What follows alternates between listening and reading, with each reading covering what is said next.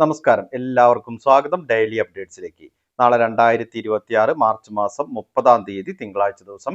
നാളെയും വരും ദിവസങ്ങളിലും പൊതുജനങ്ങൾ എല്ലാവരും ശ്രദ്ധിച്ചിരിക്കേണ്ട എല്ലാവരുടെയും അറിവിലേക്കായി വളരെ പ്രധാനപ്പെട്ട 5ഓളം അറിയിപ്പുകളുടെ വിശദ വിവരങ്ങളാണ് ഈ ഒരു വീഡിയോയിലൂടെ പങ്കുവെക്കുന്നത്. വീഡിയോ മുഴുവനായി ശ്രദ്ധിക്കണം. മറ്റുള്ളവരിലേക്കും ഒരു ഇൻഫർമേഷൻ ഷെയർ ചെയ്തെത്തിക്കുവാനും നിങ്ങൾ മറക്കരുത്. സർക്കാർ അറിയിപ്പുകൾ യഥാസമയം ലഭിക്കുന്നതിന് വേണ്ടി വാട്സപ്പ് ഗ്രൂപ്പിൽ ജോയിൻ ചെയ്യുക. അപ്പോൾ നമുക്ക് വിശദമായിട്ടുള്ള അറിയിപ്പുകൾ എന്തൊക്കെയാണെന്ന് നോക്കാം. ഒന്നാമതായി, വീടുള്ള ആളുകൾ എല്ലാവരും തന്നെ ശ്രദ്ധിച്ചിരിക്കണം. ഏപ്രിൽ മാസം 1-ാം തീയതി മുതൽ നിരവധി മാറ്റങ്ങളാണ് വരാൻ പോകുന്നത്. വീടുകളിലും സ്ഥാപനങ്ങളിലും ഏപ്രിൽ മാസം 1 മുതൽ മാലിന്യങ്ങൾ 4ആയി തരംതിരിച്ച് സംസ്കരിക്കണം. വൻകിട സമുച്ചയങ്ങൾ, മാർക്കറ്റുകൾ, ബിസിനസ് വ്യവസായ സ്ഥാപനങ്ങൾ എന്നിങ്ങനെ വൻതോതിൽ മാലിന്യം പുറന്തള്ളുന്ന സ്ഥാപനങ്ങളെ നിശ്ചയിക്കാൻ 3 മാനദണ്ഡങ്ങളും പരിഷ്കരിച്ച ചട്ടത്തിലുണ്ട്.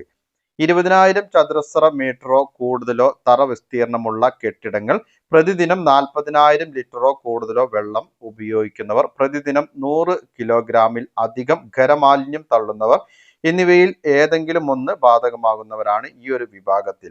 അവർ കേന്ദ്ര മലിനീകരണ നിയന്ത്രണ ബോർഡ് പോർട്ടലിൽ രജിസ്റ്റർ ചെയ്യണം. മാലിന്യങ്ങൾ അംഗീകൃത സാങ്കേതിക വിദ്യകൾ ഉപയോഗിച്ച് സംസ്കരിക്കണം.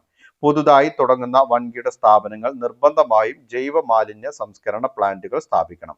ഭക്ഷണാവശിഷ്ടങ്ങൾ, ഡിസ്പോസബിൾ പ്ലേറ്റുകൾ, കപ്പുകൾ, ക്യാനുകൾ, കവറുകൾ, ചിരട്ടകൾ, പച്ചക്കറി, പഴ അവശിഷ്ടങ്ങൾ തുടങ്ങിയവ ശേഖരിക്കാനായി ഉചിതമായ കണ്ടെയ്നറുകൾ തെരുവ് കച്ചവടക്കാർ കരുതണം. 100-ലധികം പേരുള്ള പരിപാടികൾ നടത്തുമ്പോൾ 3 പ്രവൃത്തി ദിനം മുൻപ് തദ്ദേശ സ്ഥാപനത്തെ അറിയിക്കണം. പുനരുപയോഗിക്കാനോ ഊർജ ആവശ്യങ്ങൾക്കോ കഴിയാത്ത മാലിന്യം മാത്രമേ കുഴിച്ചു മൂടാൻ അനുവാദമുള്ളൂ. ഇനി അടുത്തതായി ശ്രദ്ധിച്ചിരിക്കേണ്ട മറ്റൊരു അറിയിപ്പ്, ഇന്ത്യയിൽ ലോക്ക്ഡൌൺ പ്രഖ്യാപിക്കുമെന്ന അഭ്യൂഹങ്ങൾ പൂർണ്ണമായും തെറ്റാണെന്ന് കേന്ദ്രമന്ത്രി ഹർദീപ് സിംഗ് പുരി. അത്തരമൊരു നിർദ്ദേശം സർക്കാർ പരിഗണിക്കുന്ന പോലുമില്ല എന്ന് അദ്ദേഹം വ്യക്തമാക്കി. മിഡിൽ ഈസ്റ്റ് സംഘർഷം കാരണം ആഗോള പ്രതിസന്ധി തുടരുന്നതിനിടയിൽ ജനങ്ങളോട് ശാന്തതയും സംയമനവും പാലിക്കാൻ കേന്ദ്ര സർക്കാർ അഭ്യർത്ഥിച്ചു. ഇതുപോലുള്ള ഒരു സമയത്ത് കിംവദന്തികൾ പ്രചരിപ്പിക്കുന്നത് നിരുത്തരവാദപരവും ദോഷകരവുമാണ് എന്ന് അദ്ദേഹം വ്യക്തമാക്കി. ഇനി അടുത്തതായി ശ്രദ്ധിച്ചിരിക്കേണ്ട മറ്റൊരു അറിയിപ്പ്, വിവിധ ജില്ലകളിലുള്ള ആളുകൾ പുറത്തിറങ്ങുമ്പോൾ പ്രത്യേകമായി തന്നെ കരുതിയിരിക്കണം. വളരെയധികം ജാഗ്രത പുലർത്തേണ്ട മുന്നറിയിപ്പാണ് വന്നിരിക്കുന്നത്.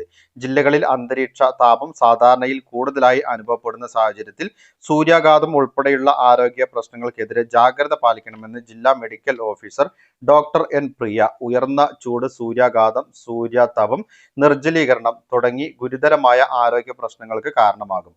കൂടാതെ വയറിളക്കം, മഞ്ഞപ്പിത്തം തുടങ്ങിയ ജലജന്യ രോഗങ്ങളും ചിക്കൻ ബോക്സ് പോലുള്ള പകർച്ചവ്യാധികളും പടരാൻ സാധ്യതയുള്ളതിനാൽ പ്രതിരോധ മാർഗങ്ങൾ കർശനമായി പാലിക്കണം. ചൂടിന് കാഠിന്യമേറുമ്പോൾ ദാഹം തോന്നിയില്ലെങ്കിലും ധാരാളം വെള്ളം കുടിക്കണം. തിളപ്പിച്ചാറിയ വെള്ളം മാത്രം ഉപയോഗിക്കുക. ഉപ്പിട്ട കഞ്ഞിവെള്ളം, നാരങ്ങ വെള്ളം, കരിക്കിൻ വെള്ളം എന്നിവ കുടിക്കാം. മദ്യം, ചായ, കാപ്പി, കോള തുടങ്ങിയ പാനീയങ്ങൾ ഒഴിവാക്കണം. വെയിലത്ത് ജോലി ചെയ്യുന്നവർ ഉച്ചയ്ക്ക് 12 മണി മുതൽ 3 മണി വരെ വിശ്രമ വേളയായി പരിഗണിച്ച് ജോലി സമയം ക്രമീകരിക്കണം. കുട്ടികളെ വെയിലത്ത് കളിക്കാൻ അനുവദിക്കരുത്. വാഹനങ്ങളിൽ കുട്ടികളെ ഇരുത്തി പോകുവാനും പാടില്ല.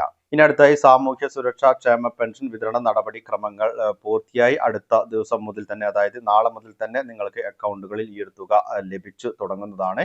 ഇതിനെ സംബന്ധിച്ചുള്ള മെസ്സേജ് ഓരോ മൊബൈലിലേക്കും ലഭിക്കുകയും ചെയ്യും. 25-ാം തീയതി വിതരണം ആരംഭിക്കും എന്ന് പറഞ്ഞെങ്കിലും ആ ഒരു തുക വിതരണം ആരംഭിച്ചിട്ടില്ല. പിന്നീട് വരുന്ന അവധി ദിവസങ്ങളായതിനാൽ തന്നെ തിങ്കൾ, ചൊവ്വ ദിവസങ്ങളിൽ ഈ ഒരു തുക തീർച്ചയായും നിങ്ങളുടെ അക്കൗണ്ടുകളിലേക്ക് പ്രതീക്ഷിക്കാവുന്നതാണ്. 2 മാസത്തെ തുകയാണ് അക്കൗണ്ടുകളിൽ ലഭിക്കുക. അതായത് മാർച്ച്, ഏപ്രിൽ മാസത്തെ 4,000 രൂപ ഓരോ ഗുണഭോക്താവിന്റെയും അക്കൗണ്ടുകളിലേക്കും കൈകളിലേക്കും വിഷുവിന് മുൻപായി തന്നെ ലഭിക്കുന്നതാണ്. പൊതുജനങ്ങൾ എല്ലാവരും ശ്രദ്ധിച്ചിരിക്കേണ്ട എല്ലാവരുടെയും അറിവിലേക്കായി വളരെ പ്രധാനപ്പെട്ട അറിയിപ്പുകളുടെ വിശദ വിവരങ്ങളാണ് പങ്കുവച്ചത്. മറ്റുള്ളവരിലേക്കും ഈ ഇൻഫർമേഷൻ ഷെയർ ചെയ്തെത്തിക്കണം. നിങ്ങളുടെ അഭിപ്രായങ്ങളും നിർദ്ദേശങ്ങളും കമന്റിലൂടെ എഴുതി അറിയിക്കുക. പുതിയൊരു വീഡിയോയിൽ വീണ്ടും കണ്ടുമുട്ടാം. അതുവരേക്കും അനൂപ് സൈനിങ് ഓഫ്.